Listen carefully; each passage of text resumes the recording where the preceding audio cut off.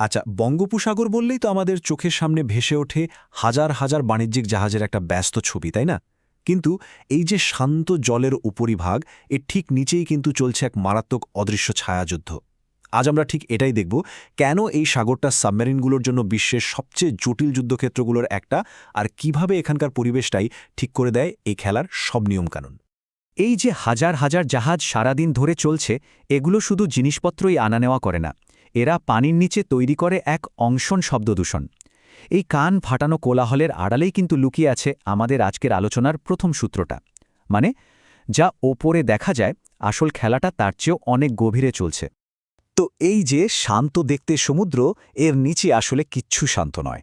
এখানে সাবমেরিন আর anti submarine বাহিনীর মধ্যে চলছে এক অদ্ভুত অদৃশ্য যুদ্ধ। কিন্তু সবচেয়ে মজার ব্যাপার কি জানেন? তাদের সবচেয়ে বড় শত্রু কিন্তু কোনো মানুষ নয়, বরং এই সাগরের পরিবেশ নিজেই। চলুন তাহলে এক এক করে গভীরে যাওয়া যাক। আমরা দেখব কিভাবে এই সাগরের কোলাহল, এর নরম কাদার তলদেশ আর পানির অদ্ভুত স্তরগুলো মিলে সাবমেরিন যুদ্ধকে একটা জটিল গোলকধাঁধায় পরিণত করে। আর সবশেষে আমরা দেখব এই পরিবেশটায় কিভাবে রক্ষকের জন্য সবচেয়ে বড় অস্ত্র হয়ে ওঠে আর অনুপ্রবেশকারীর জন্য একটা মনস্তাত্ত্বিক ফাঁদ। দেখুন, সাবমেরিন খোঁজার প্রধান অস্ত্র হল সোনার, যেটা শব্দের উপর নির্ভর করে কাজ করে। কিন্তু প্রথম চ্যালেঞ্জটাই আসে পানির উপর থেকে। এখানকার এই বিকট শব্দ সোনারের কান প্রায় বন্ধ করে দেওয়ার জোগাড় করে। ব্যাপারটাকে এভাবে ভাবুন, আপনি একটা প্রচণ্ড কোলাহলপূর্ণ বাজারের মধ্যে দাঁড়িয়ে কারো ফিসফিস করে বলা কথা শোনার চেষ্টা করছেন। প্রায় অসম্ভব, তাই না? বঙ্গোপসাগরের নিচে ঠিক এটাই হয়। হাজার হাজার জাহাজের প্রপেলার আর ইঞ্জিনের শব্দ মিলে একটা শব্দের কুয়াশা বা অ্যাকোস্টিক ফগ তৈরি করে। এই কুয়াশার মধ্যে একটা নিঃশব্দে চলা সাবমেরিনের আওয়াজ খুঁজে বের করা প্রায় অসম্ভব। প্যাসিভ সোনার, যেটা শত্রুর শব্দ শোনার চেষ্টা করে, এখানে এসে পুরোপুরি ব্যর্থ হয়ে যায়। আচ্ছা, ধরুন এই শব্দের কুয়াশা ভেদ করে কেউ নিচে পৌঁছাতে পারল, তাহলেও কিন্তু রেহাই নেই। সেখানে অপেক্ষা করছে দ্বিতীয় চ্যালেঞ্জ, সমুদ্রের তলদেশ। এখানকার সিবেড বা সমুদ্রতল একটা সাবমেরিনের জন্য বলতে গেলে নিখুঁত একটা বর্মের মতো কাজ করে, বিশেষ করে যখন অন্য এক ধরনের সোনার ব্যবহার করা হয়। আচ্ছা, অ্যাক্টিভ সোনারের ব্যাপারটা খুব সহজ। এটাকে একটা টর্চ লাইটের সাথে তুলনা করা যায়। এটা একটা পিং শব্দ ছড়ে দেয়, আর তার প্রতিধ্বনি বা ইকো ফিরে আসার জন্য অপেক্ষা করে। কিন্তু একবার ভাবুন তো, যদি টর্চ লাইটের আলোটা কোনো কালো মোটা কাপড়ের ওপর ফেলা হয়, যেটা পুরো আলোটা শুষে নিল। ঠিক এই ঘটনায় ঘটে বঙ্গোপসাগরের তলদেশে। দেখুন, যদি সমুদ্রের তলদেশ পাথুরে হতো, তাহলে সেটা একটা আয়নার মতো কাজ করত। সোনারের পিং শব্দটা ধাক্কা খেয়ে পরিষ্কারভাবে ফিরে আসত। কিন্তু বঙ্গোপসাগরের তলদেশ হল নরম কাদা আর পলির তৈরি এক বিশাল স্পঞ্জের মতো। সোনারের পিং আওয়াজটা এখানে ধাক্কা খেয়ে ফিরে আসার বদলে স্পঞ্জের মতো শোষিত হয়ে যায়। ফলে কোনো প্রতিধ্বনি প্রায় শোনা যায় না। আর এর কারণটা কিন্তু আমাদের খুব পরিচিত।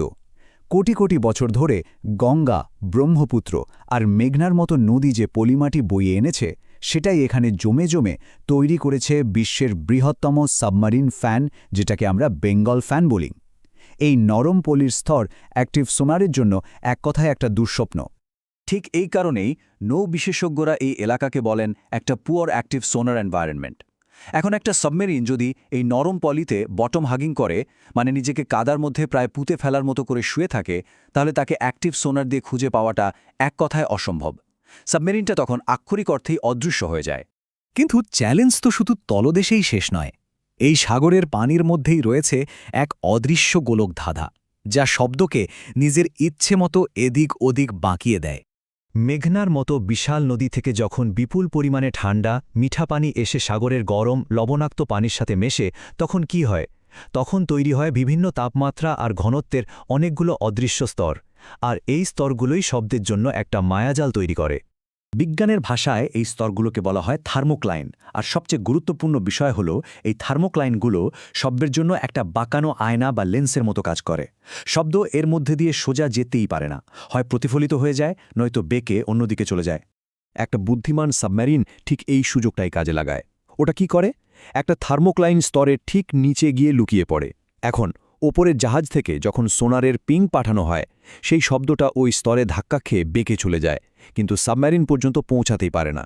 এর ফলে তৈরি হয় একটা শ্যাডো জোন বা শব্দ ছায়া অঞ্চল, যেখানে সাবমেরিনটা সোনারের কাছে পুরোপুরি অদৃশ্য হয়ে থাকে। আচ্ছা, এতক্ষণ ধরে আমরা যা কিছুকে চ্যালেঞ্জ হিসেবে দেখলাম সেগুলোই কিন্তু একজন রক্ষাকারী বা ডিফেন্ডিং ফোর্সের জন্য হয়ে ওঠে সবচেয়ে বড় অস্ত্র। কিভাবে? আসলে এই পুরো পরিবেশটাই তাদের একটা হোম গ্রাউন্ড অ্যাডভান্টেজ বা ঘরের মাঠের সুবিধা দেয়। একবার একজন অনুপ্রবেশকারী সাবমেরিনের কমান্ডারের দিক থেকে ভাবুন তো, তিনি এমন এক শত্রু এলাকায় ঢুকেছেন যেখানে তার সবচেয়ে বড় অস্ত্র সোনার প্রায় কোনো কাজেই আসছে না। অগভীর পানিতে লুকানোর ভালো জায়গা নেই, আর কখন যে কোনো অদৃশ্য জলের স্তর তার পথ আটকে দেবে সেটাও তিনি জানেন না। এটা তো একটা ফাঁদের মধ্যে পড়ার মতো অবস্থা। আর অন্যদিকে রক্ষাকারী বাহিনী এই গোলক ধাঁধাটাকে নিজের বাড়ির উঠোনের মতো চেনে। তাদের কিন্তু পুরো সাগর জুড়ে টহল দেওয়ার দরকারই নেই, কারণ তারা খুব ভালো করেই জানে অনুপ্রবেশকারীকে কোন নির্দিষ্ট আর নিরাপদ পথগুলো ব্যবহার করতে হবে। তারা আগে থেকেই এই এলাকার স্বাভাবিক শব্দের একটা বেসলাইন ম্যাপ তৈরি করে রাখে, ফলে যে কোনো নতুন বা অস্বাভাবিক শব্দ ঢোকা মাত্রই সেটা ধরা পড়ে যায়। এমনকি অগভীর পানিতে সাবমেরিন চলার ফলে পানির রঙে যেটুকু সূক্ষ্ম পরিবর্তন হয় সেটাও আকাশ থেকে নজর রাখা বিমানের চোখে ধরা পড়ে যেতে পারে। আর সবশেষে এই যুদ্ধটা কিন্তু শুধু প্রযুক্তি বা পরিবেশের নয়, এটা তার চেয়েও অনেক বেশি কিছু। এটা একটা নার্ভের খেলা, একটা মনস্তাত্ত্বিক যুদ্ধ। ওই অনুপ্রবেশকারী কমান্ডারের মানসিক অবস্থাটা একবার ভাবুন। তিনি জানেন যে তার গভীরতায় গিয়ে লুকানোর সুযোগ নেই, তার প্রযুক্তি তাকে ধোঁকা দিচ্ছে, আর সময় একদমই তার পক্ষে নেই, কারণ স্থানীয় বাহিনী পরিবেশটাকে তার চেয়ে অনেক অনেক ভালো চেনে। এই যে লাগাতার চাপ, এটা তাকে সরাসরি যুদ্ধের ঝুঁকি নিতে বাধা দেয়। যখন সরাসরি সংঘাতে জেতার কোনো সম্ভাবনাই থাকে না, তখন একজন কোণঠাসা প্রতিপক্ষ কি করে? সে এমন একটা পথ বেছে নেয় যেটা হয়তো বীরত্বপূর্ণ নয়, কিন্তু অনেক বেশি বিধ্বংসী হতে পারে।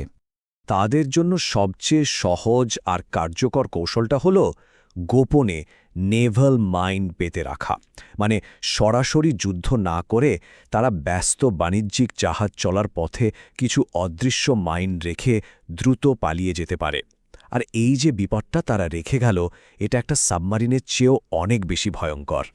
সুতরাং বঙ্গোপসাগরের প্রতিরক্ষা কৌশলের মূল প্রশ্নটা শুধু এটা নয় যে আমরা একটা সাবমেরিনকে কিভাবে খুঁজে বের করব।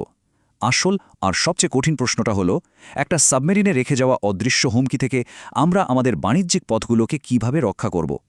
এই একটা প্রশ্নের উত্তরের মধ্যেই কিন্তু লুকিয়ে আছে এই অঞ্চলের নৌযুদ্ধের ভবিষ্যৎ।